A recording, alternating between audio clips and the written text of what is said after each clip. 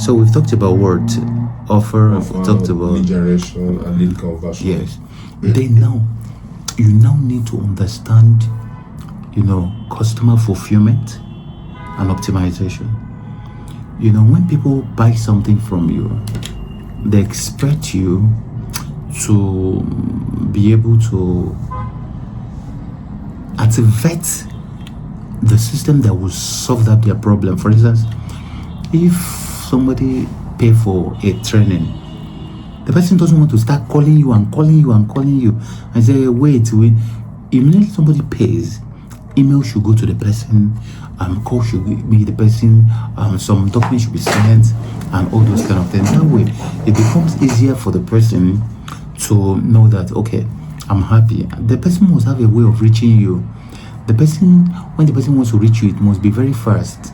And let the person not pay and start praying, God, I don't know if my money has missed though. And if immediately the person start praying, there's a problem, because at the end of the day, when the person succeeds in having access to the person will think it's his prayer that has not you, and the person will not want to come again. Now that's fulfillment. Your pride must be out of the way, because naturally the only reason you're talking to this person is not his person or your person, is the money in his or her pocket and the product you want to offer or service or platform. So however he answers you or something, unless the person became abusive or physically injurious, and that's what I say, we don't, or that this person will always make problems out of this, that's when you.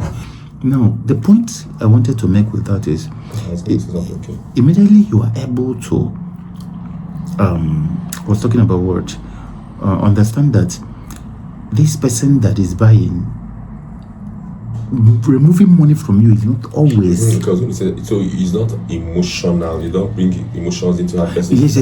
It's not always easy for the person to bring out money. So whether he insults you or whatever, it doesn't matter. What you need to do is what? Being able to say, unless the person is not paying, you are doing it free. Customers are right. You do your thing and go. Now, I always talk about wicked customers. I'm also the buyer as a seller. If I don't buy your personality, I will reject the thing. Our discussion is ability to understand the trajectory of these things. So when you've been able to understand customer fulfillment, every single thing that will make that thing to work, you put it in place, so that you don't have the problem of what? Of somebody paying you and begging you again. But you see, you must also understand customer optimization. When somebody has bought wristwatch for you, he may still need a ring, he may still need shoe, he may need a clothes. And the person bought training on enterprise development has not stopped him from buying public speaking.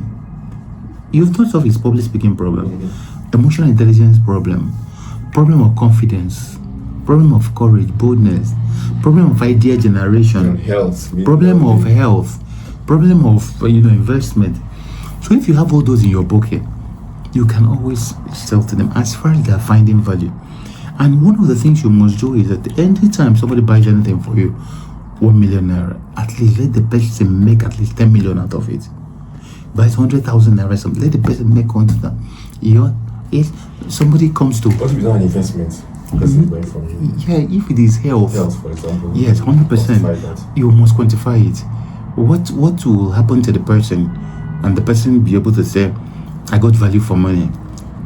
I'm having I'm having ulcer, and I buy something from you.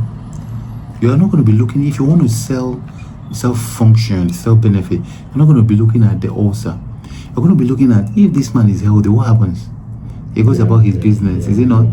His wife enjoys him, his children enjoy him, he can eat what he wants, he can go out and make more money, is it not? So that's how you quantify this.